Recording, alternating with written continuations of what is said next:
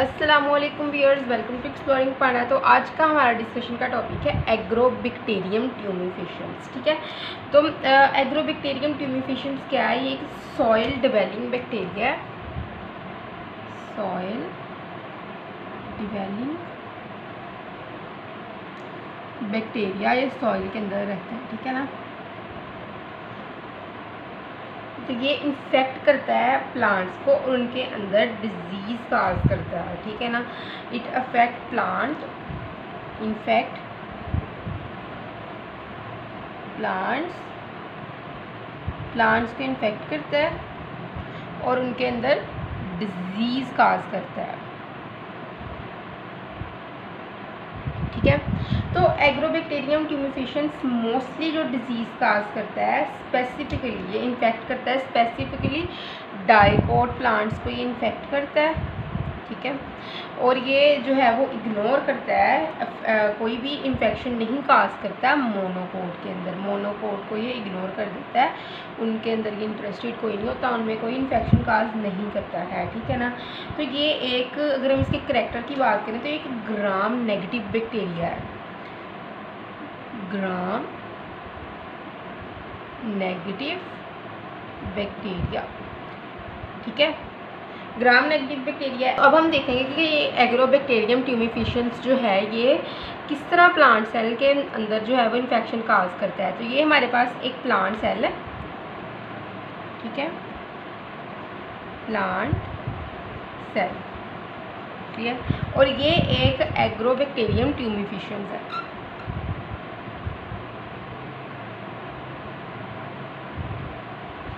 ठीक है, तो इसने क्या करना है, इसने इसके अंदर ट्रांसफ़र करना है अपना डीएनए। ठीक है ना, तो ये एक चैनल बनाएगा अपने प्लांट सेल के दरमियान में। ठीक है ना, ये देखो, ये इसने एक रास्ता बना लिया है, एक चैनल बना लिया है अपने और जो है वो प्लांट सेल के दरमियान में। ये है एग्रोबैक्टीरियम ट्यूमिफिशंस। अच्छा, तो अब इसने ना क्या ट्रांसफ़र करना है, इसने अपना जेनेटिक मटेरियल ना यहाँ से यहाँ तक ट्रांसफ़र करना है इस चैनल के ज़रिए। जो ये चैनल यहाँ पे बनाया है दरमियान में, इसके ज़रिए ये ट्रांसफरिंग प्रोसेस होना है। तो जेनेटिक मटेरियल क्या होगा इसका ये ट्रांसफ़र करता है एक जो है वो प्लाज्मिड का part. It transfer A part of the plasmid. ये देखो, यहाँ से यहाँ तक इसने ये प्लाज्मिड का पार्ट इसने ट्रांसफ़र करना है। ठीक है, ये प्लाज्मिड को हम क्या कहते हैं, TI प्लाज्मिड, जिसकी फुल फॉर्म है ट्यूमर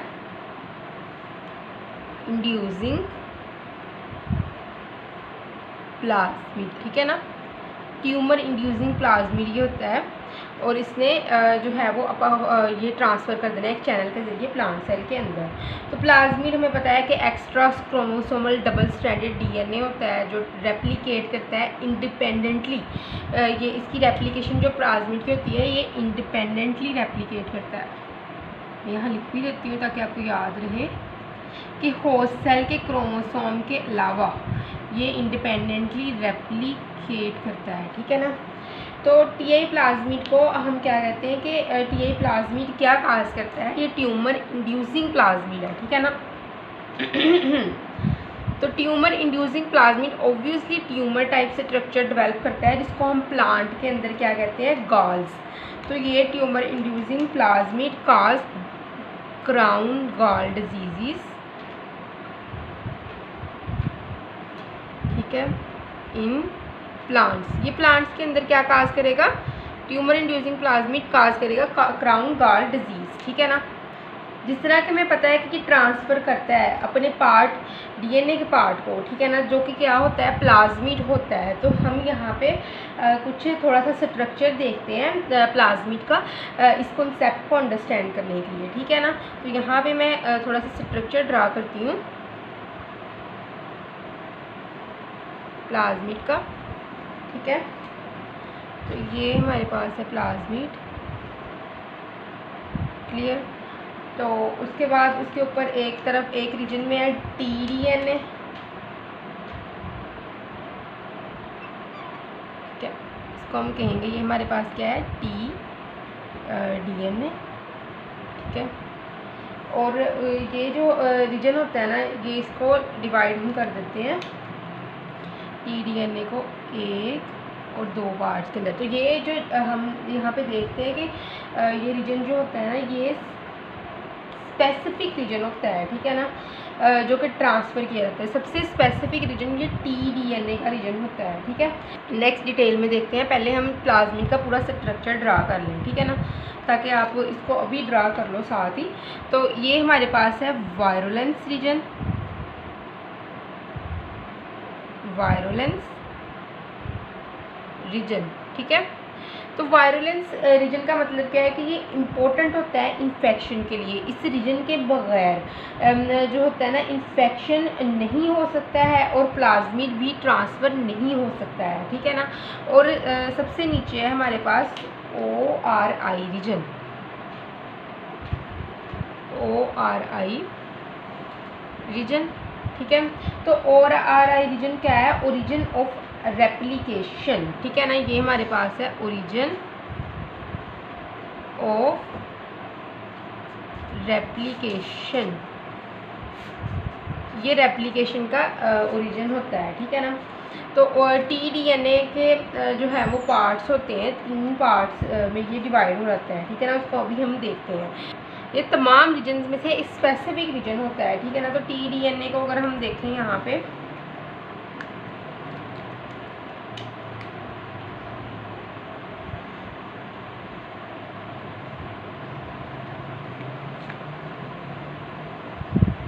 इसके ऊपर जो जीन्स होती हैं, एक है ऑक्सिन वाली,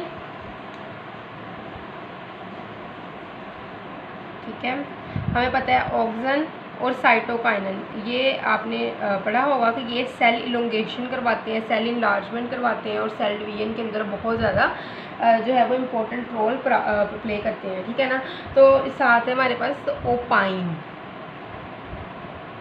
ठीक है। तो 3 की हमारे पास जीन होती हैं और ये ऑक्सिन को जो है वो बनाती है, ठीक है। ये वाली जीन जो है वो साइटोकाइनिन को बनाती है और ये वाली जीन ओपाइन को बनाती है। तो ऑक्सिन और साइटोकाइनिन ये दोनों जो है ना, ये हमारे पास होते हैं सेल डिवीजन, सेल इनलार्जमेंट और सेल जो है वो इलोंगेशन के अंदर। ये दोनों जो हैं वो हार्मोन्स होते हैं जो इन्वॉल्व होते हैं। ऑक्सिन और साइटोकाइनिन 2 हार्मोन्स हैं, ठीक है ना। तो उसके बाद क्या है कि TDNA की साइड्स अगर हम देखें, मैं इधर ड्रा कर देती हूँ पास ही, इसको रिमूव कर दें। तो अगर हम TDNA यहाँ पे है ना, देखो ये है हमारे पास क्या, TDNA, ठीक है। तो अगर हम इसकी साइड्स को देखें तो इसकी साइड्स के ऊपर ना बॉर्डर्स होते हैं। ये है लेफ़्ट बॉर्डर और ये है राइट बॉर्डर, ठीक है। लेफ़्ट बॉर्डर, ठीक है। और ये हमारे पास क्या है, राइट बॉर्डर, ठीक है। तो ये जो लेफ़्ट बॉर्डर होता है ना, ये होता है 25 बेस पेयर, 25 बेस पेयर से ये मिलके बना होता है, ठीक है। और राइट बॉर्डर भी 25 बेस पेयर से ही मिलके बना होता है, ठीक है ना। तो जो दोनों तरफ हैं ये लेफ़्ट और राइट बॉर्डर है और ये बॉर्डर हेल्प करते हैं TDNA को ट्रांसफ़र करने के लिए, ठीक है ना। लेकिन खुद ट्रांसफरेबल नहीं होते हैं, ठीक है ना। ये ट्रांसफ़र करवाते हैं TDNA। तो राइट बॉर्डर जो होता है ना, ये बहुत ज़्यादा इंपॉर्टेंट होता है ट्रांसफ़र प्रोसेस के लिए। अगर राइट बॉर्डर को डिलीट कर दिया जाए तो ट्रांसफ़र का जो प्रोसेस है वो इनहिबिट हो जाता है, ठीक है ना। तो TDNA क्या काज करता है, ये काज करता है ओवर प्रोडक्शन फाइटो हॉर्मोन्स की, ठीक है ना। फाइटो हॉर्मोन्स कौन से हैं हमारे पास, ऑक्सिन और साइटोकाइनिन, ये दोनों हमारे पास क्या हैं, फाइटो हॉर्मोन्स। और ये TDNA की जीन इनको इंकोड कर देती हैं और ये फाइटो हॉर्मोन्स की बहुत ज़्यादा प्रोडक्शन होती है। तो मैंने आपको पहले भी बताया ये सेल डिवीजन और सेल इनलार्जमेंट के अंदर इन्वॉल्व होते हैं, तो जिसकी वजह से फाइटो हॉर्मोन्स बहुत ज़्यादा प्रोड्यूस हो जाते हैं, ठीक है ना।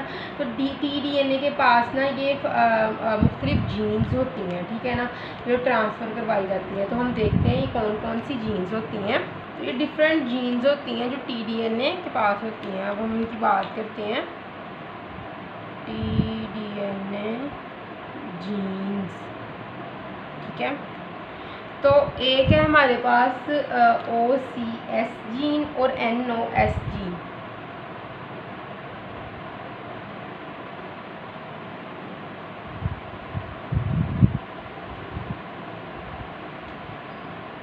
ठीक है, तो OCS और NOS जीन ये बनाते हैं सिंथेसिस ओपाइन, ये ओपाइन बनाती हैं, ठीक है। तो सेकंड में हमारे पास TMS1 और TMS2।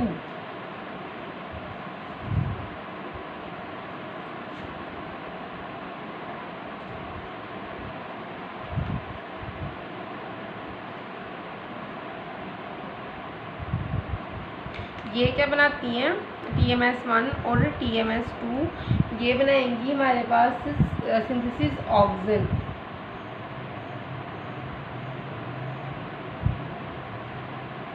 ठीक है, थर्ड पे है हमारे पास TMR1 और TMRI।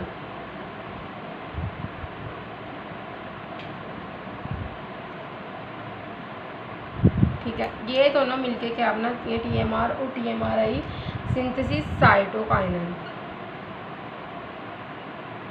ये साइटोकाइनेन बनाती है, ठीक है। और एट द एंड हमारे पास 4 पे है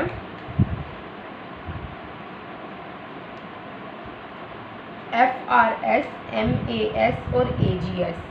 FRS, MAS और AGS ये क्या बनाती हैं? मिलके ओपाइन। क्लियर? तो जो रीजन जहाँ पे ये जो रीजन्स होते हैं जो प्ले करते हैं रोल ड्यूरिंग ट्रांसफ़र, वो होते हैं हमारे पास border region, virulence region and chromosomal virulence gene. ठीक है, तो region which play an important role during transfer R, जो रोल प्ले करते हैं ट्रांसफ़र के अंदर वो कौन कौन से रीजन होते हैं? बॉर्डर रीजन, ये जो है लेफ़्ट बॉर्डर और राइट बॉर्डर, ठीक है। सेकंड है हमारे पास virulence gene,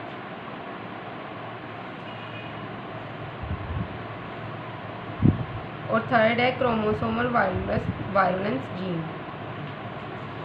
Samuel virulence gene, ठीक है ना। तो वायरुलेंस जीन जो होती है ना, ये किसकी फॉर्म में पाई जाती है? ओपिरोन की फॉर्म में, ठीक है ना।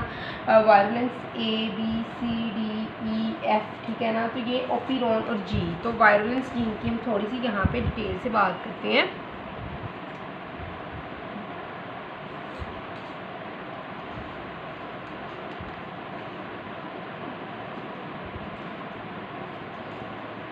वायरुलेंस जीन ये किसकी फॉर्म में पाई जाती है? ओपिरोन की फॉर्म में पाई जाती है। तो कौन कौन सी कैटेगरी होंगी इनके अंदर? वायरुलेंस ABCDEF और G, ठीक है। तो ये जो वायरुलेंस जीन होती है ना, ये वायरुलेंस A ओपिरोन होता है, इसके पास जस्ट ओनली 1 जीन होती है, ठीक है। वायरुलेंस जो बी होती है ना, वायरुलेंस बी ओपिरोन, ठीक है ना, ये ओपिरोन्स हैं। मैंने पहले भी बताया कि वायरुलेंस जीन ओपिरोन की फॉर्म में होती है। तो वायरुलेंस बी ओपिरोन जो होता है, इसके पास कितनी जीन होती हैं? 11 जीन्स होती हैं, ठीक है। और वायरुलेंस जो सी ओपिरोन होता है, इसके पास जीन होती हैं 2 जीन्स। वायरुलेंस डी ओपिरोन के पास होती है हमारे पास 4 जीन्स, ठीक है। और जो हमारे पास वायरुलेंस ई ओपिरोन है, उसके पास उसमें हमारे पास होती हैं 2 जीन्स, ठीक है। और वायरुलेंस जो एफ ओपिरोन होता है, उसके पास होती है हमारे पास 1 जीन। और वायरुलेंस जी ओपेरॉन जो होता है उसमें हमारे पास होती हैं जस्ट ओनली 1 जीन, ठीक है ना, एक ही जीन होती है इसके अंदर भी, ठीक है। और क्रोमोसोमल वायरुलेंस जीन की अगर हम बात करें, बॉर्डर रीजन की हमने बात कर ली थी, ठीक है। अब वायरुलेंस जीन की भी बात कर ली है और हम बात करते हैं क्रोमोसोमल वायरुलेंस जीन। तो ये लोकेट करती है क्रोमोसोम के ऊपर, ठीक है ना। Chromosomal virulence gene locate on chromosome, ये क्रोमोसोम के ऊपर लोकेट करती है और हेल्प करती है ट्रांसफ़र के अंदर, ठीक है ना। तो जो ट्रांसफ़र प्रोसेस की अगर हम बात करें तो क्या होता है कि कुछ जो होते हैं वाउंडेड प्लांट ये रिलीज़ करते हैं फिनोलिक मॉलिक्यूल, वाउंडेड ऐसे प्लांट जिसके ऊपर वाउंड लगा हुआ हो, ठीक है ना, वाउंड लग जाए तो ये रिलीज़ करता है कुछ फिनोलिक मॉलिक्यूल्स को, ठीक है ना। तो मैंने कहा आप ये साथ लिख लें सारा, इसीलिए मैंने ये इरेज नहीं किया। तो ये फिनोलिक मॉलिक्यूल को वाउंडेड प्लांट रिलीज़ करते हैं सॉइल के ऊपर, जो कि मोस्टली ये फिनोलिक मॉलिक्यूल होता कौन सा मॉलिक्यूल है, एसीटोसिरिंजोन। एसीटो, मैं यहाँ स्पेलिंग लिख दूँ, एसीटोसिरिंज, ठीक है ना, सिरिंजोन। तो ये वाउंड लगा प्लांट ने ये रिलीज़ किया, ये एक फिनोलिक कंपाउंड है एसीटोसिरिंजोन। एसीटोसिरिंजोन को रिकॉग्नाइज किया, भागे आया ये बैक्टीरिया जो हमारे पास है एग्रोबैक्टीरियम ट्यूमेफिशंस, इसने इसको डिटेक्ट किया एसीटोसिरिंजोन को, ठीक है। और बैक्टीरिया ने इनिशिएट कर दिया ट्रांसफ़र प्रोसेस, क्योंकि सेल जो था वो एक्सपोज था, इसकी वजह से ट्रांसफरिंग प्रोसेस एग्रोबैक्टीरियम ट्यूमेफिशंस स्टार्ट कर देता है।